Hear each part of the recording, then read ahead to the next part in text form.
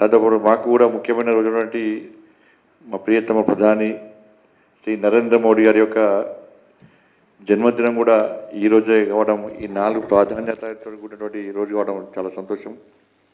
ఈ సందర్భంగా నరేంద్ర మోడీ గారికి తెలంగాణ రాష్ట్ర ప్రజల తరపున హృదయపూర్వక జన్మదిన శుభాకాంక్షలు తెలియజేస్తూ,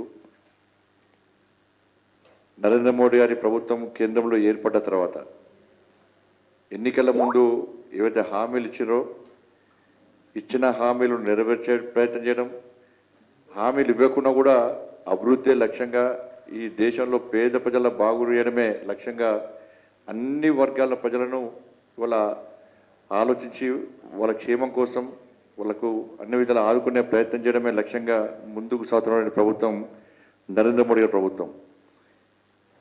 రైతు కానీ వ్యవసాయ విషయంలో కానీ, దాంతోపాటు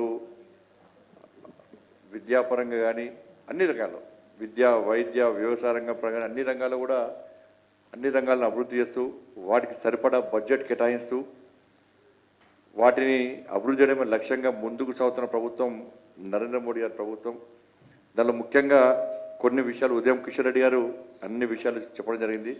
దానిలో ముఖ్యంగా కొన్ని విషయాలు మీ ముందుంచే ప్రయత్నం చేస్తాం.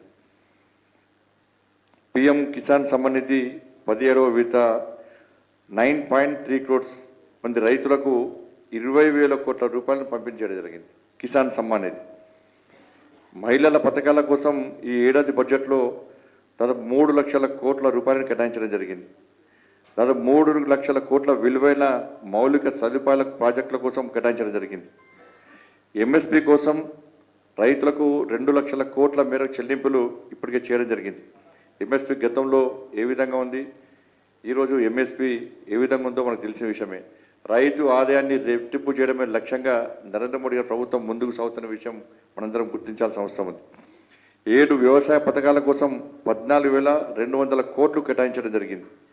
2.35 lakhs స్వయం సహాయక సంఘాల్లో 26 లక్షల మహిళలకు 5,000 కోట్ల విలువల బ్యాంకు రుణాలను కూడా లోన్స్ రూపేణా కూడా మంజూరు చేయడం జరిగింది.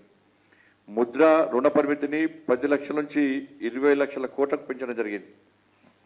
పిఎంఏవై కింద గతంలో 4 కోట్ల మందికి ఇవాళ ప్రధానమంత్రి ఆవాస్ యోజన కింద ఇళ్లను నిర్మిస్తే ఈసారి ఇదే ప్రధానమంత్రి ఆవాస్ యోజన కింద 3 కోట్ల మంది లబ్ధిదారులకు ఇళ్లను నిర్మించాలని చెప్పి ఒక టార్గెట్ పెట్టుకొని దానికోసమని 5.36 lakhs బడ్జెట్ను మనం బడ్జెట్ కేటాయించడం జరిగింది. స్కిల్ డెవలప్మెంట్ ఉపాధి కల్పన కోసం 2 లక్షల కోట్ల ప్రధానమంత్రి ప్యాకేజ్ కింద ఇలా కేటాయించడం జరిగింది.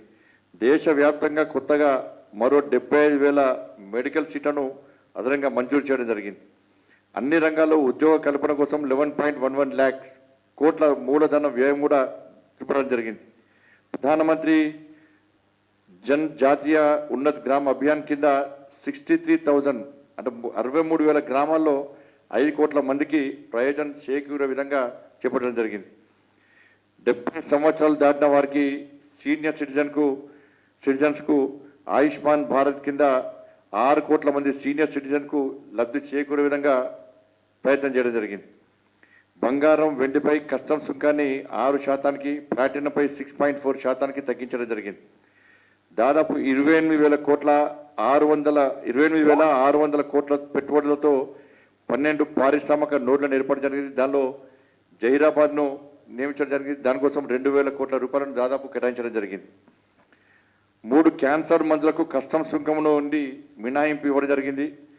రూపాయలు 50,600 కోట్లతో 8 నేషనల్ హైస్పీడ్ రోడ్ల కారిడార్లను కూడా నిర్మాణం చేపట్టడం జరిగింది. 24,600 కోట్ల విలువైన 8 కొత్త రైల్వే లైన్ ప్రాజెక్టులను నిర్మాణం చేపట్టడం జరిగింది. వలస చట్టాల స్థానంలో 3 కొత్త క్రిమినల్ చట్టాలను శిక్ష కన్నా న్యాయంపైన దృష్టి పెట్టాలని చెప్పి ఆలోచనతో చేయడం జరిగింది. దాంతోపాటు వక్ఫ్ బోర్డు సంబంధించి ఈ దేశంలో వక్ఫ్ బోర్డు చట్టాల వల్ల దాన్ని ఏ విధంగా దుర్వినియోగం చేస్తున్నారు, దానివల్ల ఏ విధంగా అనర్థాలు జరుగుతున్నాయి, ఏ విధంగా నష్టాలు జరుగుతాయని చెప్పి భావించినటువంటి కేంద్ర ప్రభుత్వం దీని నుంచి ప్రజల ఆస్తులను కాపాడడం కోసం వాస్తవ ఆస్తులు ఎవరు కేటాయించింది, ఎవరికి సంబంధించిన ఆస్తులు అని చెప్పి ఒక దాని మీద నిరూపణ కావడానికి గతంలో దీనివల్ల వక్ఫ్ బోర్డు వల్ల ప్రజలు ఇబ్బంది పడ్డారు కాబట్టి ప్రజల ఆస్తులకు రక్షణ లేకుండా పోయింది కాబట్టి వాస్తవ చట్టం ఏంది, చట్టం ఏం చెప్తున్నది, ఎవరికి అనుగుణంగా వాళ్ళు చట్టం తీసుకొస్తే అది సమాజానికి నష్టమని భావించి దాని మీద ప్రత్యేకంగా జేపీసీ ఏర్పాటు చేసి సమగ్ర నివేదిక తీసుకొని దీని మీద నిర్ణయం తీసుకోవడానికి నరేంద్ర మోడీ గారి ప్రభుత్వం ఇలా ముందున్న విషయాన్ని మనం గుర్తుంచుకోవాల్సిన అవసరం ఉంది. దానిలో తెలంగాణ రాష్ట్రం నుంచి కూడా మన డీకే అన్నారు కూడా దానిలో సభ్యురాలుగా ఉన్నారు. అన్ని ప్రాంతాల్లో పర్యటిస్తూ వాస్తవ విషయాలను ప్రజలకు ఆలోచనను దీనివల్ల జరిగే అనర్థాలను నష్టాన్ని కూడా ప్రజలు వివరించే ప్రయత్నం ఈ కమిటీ చేస్తున్నది. తొందరనే కమిటీ నివేదిక ఇవ్వబోతున్నది. ఇది కొన్ని మాత్రమే ఇవాళ మీ ముందు ఉంచే ప్రయత్నం చేస్తాం.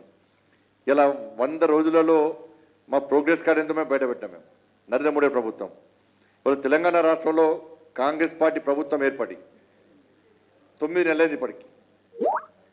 కానీ ఇంతవరకు కూడా ఎన్నికల ముందు ఇచ్చినటువంటి 6 గ్యారెంటీల విషయంలో కాంగ్రెస్ పార్టీ ప్రభుత్వం కనీసం చెప్పే స్థితిలో లేదు. రుణమాఫీ చేస్తామంటున్నారు. ఎక్కడ రుణమాఫీ చేసిండ్రో మేము చర్చించడానికి సిద్ధము. మేము అనేక గ్రామాలు తీసుకుపోతాం, రైతులతో మాట్లాడిస్తాము. రుణమాఫీ ఎంత మేరకు జరిగిందో దాన్ని నిరూపిస్తామని చెప్పినా కూడా కాంగ్రెస్ పార్టీ రుణమాఫీ చేస్తామని చెప్పి గప్పాలు కొట్టుకుంటుంది తప్ప రుణమాఫీ విషయంలో కాంగ్రెస్ పార్టీ నాయకులకే ప్రభుత్వానికే క్లారిటీ లేదు. ఇలా సర్వేల పేరుతో కాంగ్రెస్ పార్టీ కాలయాపన చేస్తున్నది. 64 లక్షల మందికి రుణాలు ఇస్తామని చెప్పి ఇలా బ్యాంకులు స్పష్టం చేస్తున్నాయి. తిరిగి రైతులు లోన్ చెల్లించడం బ్యాంకులకే. బ్యాంకుల దగ్గర ఎంతమందికి రుణమాఫీ జరిగిందో పూర్తి నివేదికలు ఉన్నాయి. కానీ అయినప్పుడు కూడా సర్వేల పేరుతోని ఇవాళ మళ్ళీ టైంపాస్ పాలిటిక్స్ చేస్తున్న ప్రభుత్వం కాంగ్రెస్ పార్టీ ప్రభుత్వం. ఇవాళ దాంతోపాటు రైతు భరోసా ఇవ్వలేదు, బోనస్ ఇవ్వలేదు. ఇవాళ రైతులను ఏ విధంగా మోసం చేస్తుండో రైతుల ద్రోహిగా ఈ ప్రభుత్వం ఇలా రాబోయేలో ఇలా నిలబడే పరిస్థితి ఏర్పడ్డది.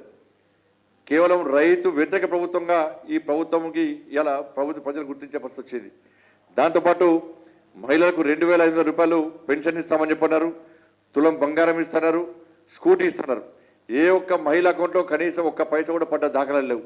ఇలా మహిళలందరూ ఎదురు చూస్తున్నారు. ఇవాళ 2,500 రూపాయలు మా అకౌంట్లో ఇస్తున్నారు, స్కూటీ ఇస్తున్నారు, తులం బంగారం ఇస్తున్నారు.